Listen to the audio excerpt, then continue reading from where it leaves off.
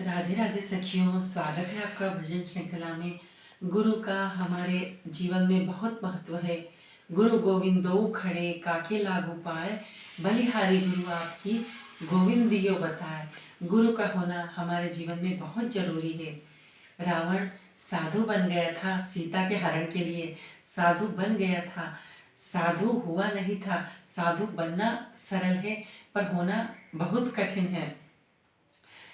कहानी है एक स्त्री की जिसका नाम है वैराग्यवती। वो विष्णु भगवान की परम भक्त थी। वो विष्णु भगवान की परम भक्त थी और भगवान के पूजा अर्चना, आरती आदि कार्यों में व्यस्त रहती थी। एक चोर जो हमेशा यह देखा करता था, वह सोचता है कि इस स्त्री को ठगा जा सकता है, ये बहुत भोली भाली स्त्री है।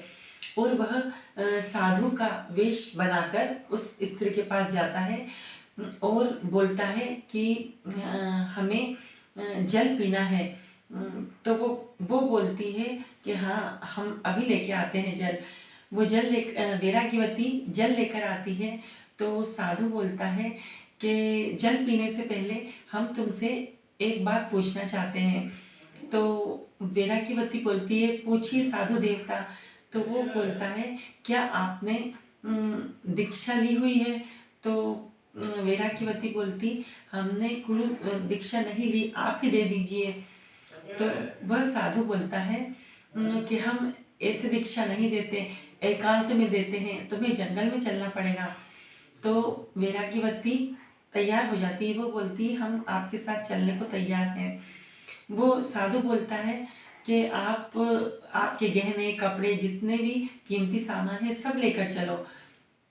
और वह सारा सामान लेकर जंगल में चले जाते हैं। और वह जो साधु का वेश धारण करा हुआ चोर था, वो सारा वैराग्यवती का सारा सामान लेकर चला जाता है और उसको वैराग्यवती को पेड़ से बांध देता है और बोलता है कि मैं एक हफ्ते बाद आकर खोलूंगा, यही गुरु दीक्षा है। वह बोलती है ठीक है। उसके उसके बाद उसके पिता बोलते हैं कि अभी तक पुत्री घर पे नहीं आई। शाम हो जाती है उसे और फिर पिता उसको ढूंढते हुए जंगल में जाते हैं। तब वैराग्यवती पेड़ से बंधी हुई मिलती है। तो वो बोलते हैं कि बेटा, आपको कौन बांध गया है, हम खोल देते हैं। तो वैराग्यवती बोलती है, आप मेरे पिता हैं, मैं आपका सम्मान करती हूँ, पर मैं मेरे गुरु से ही खुलवाऊंगी। उसका पिता बहुत बोलता है कि वह ठग था, वह तुम्हें बांध गया है, देखो तुम्हारा सारा सामान ले गया। फिर भी वह नहीं मानती। वह कहती है कि वो गुरु ही आकर खोलेंगे। फिर वो पिताजी हार कर और चले जाते हैं। 2-3 दिन हो जाते हैं। विष्णु विष्णु भगवान की पूजा भी नहीं होती, आरती भी नहीं होती। तो भगवान सोचते हैं भक्त कहाँ गए।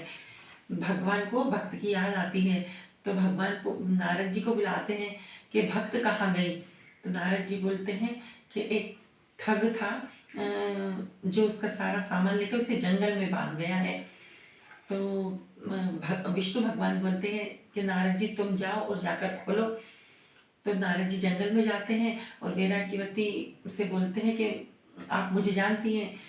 तो वो बोलती है, आप महर्षि नारद हैं। तो वो बोलता है, नारद जी बोलते हैं कि हम आपको खोल देते हैं। तो वैराग्यवती बोलती है, नहीं, मैं आपको प्रणाम करती हूँ, पर मैं मेरे गुरु से ही खुलवाऊंगी। तो नारद बोलते हैं कि गुरु तो बंधन खोलते हैं, बांधते नहीं। वह तो ठग था जो आपको बांधकर चला गया है।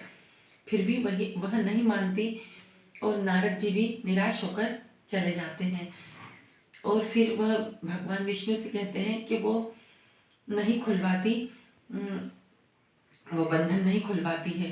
तो भगवान विष्णु चतुर्भुज रूप धारण करके और वैराग्यवती के पास आते हैं और बोलते हैं कि मैं भगवान विष्णु हूँ, मैं आपके बंधन खोल देता हूँ।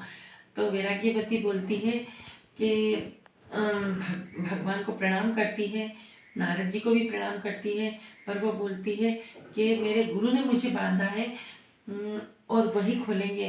मेरे गुरु इतने महान हैं कि 3 दिन में ही मुझे आपके और नारद जी के दर्शन हो गए तो मेरे गुरु ही सबसे महान है, इसलिए मैं मेरे बंधन गुरु से ही खुलवाऊंगी।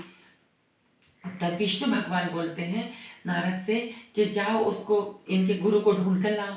तो नारद जी पूछते कि कहाँ मिलेगा? तो विष्णु भगवान बोलते हैं कहीं चोरी चारी कर रहा होगा, लेकर आओ उसको। तो नारद जी ढूंढने जाते हैं तो वो चोरी करने की प्लानिंग बनाता रहता है। तो नारद जी बोलते हैं प्रणाम गुरुदेव। तो वो बोलता है कि वो भी प्रणाम करता है और बोले आपका कैसे आना हुआ? तो बोले चलो जिसको बांध बांध के आए हो वो आपसे खुलवाएंगी। तो वो चोर डरता डरता आता है फिर नारद जी के साथ और भगवान को वो प्रणाम करता है और फिर उस वैराग्यवती को खोलता है। तो वैराग्यवती बंधन से मुक्त होने के बाद कहती है कि गुरु गोविंद दोहु खड़े, काके लागू पाए, बलिहारी गुरु आपकी गोविंद दियो बताए। तो सभी के जीवन में गुरु का बहुत महत्व है। सभी के गुरु होते हैं। राम के गुरु थे, श्री कृष्ण के गुरु सांदीपनि थे, और सूर्य नारायण हनुमान जी के गुरु गुरु हैं। तो आज के युग में और सभी युग में गुरु का बहुत महत्व है। पर इस कहानी से हमें ये शिक्षा मिलती है कि गुरु किसी को भी बनाओ, उसको ही फॉलो करते रहो, तो आप अपने उद्देश्य और आप अपने लक्ष्य पर जरूर पहुंच जाओगे। धन्यवाद।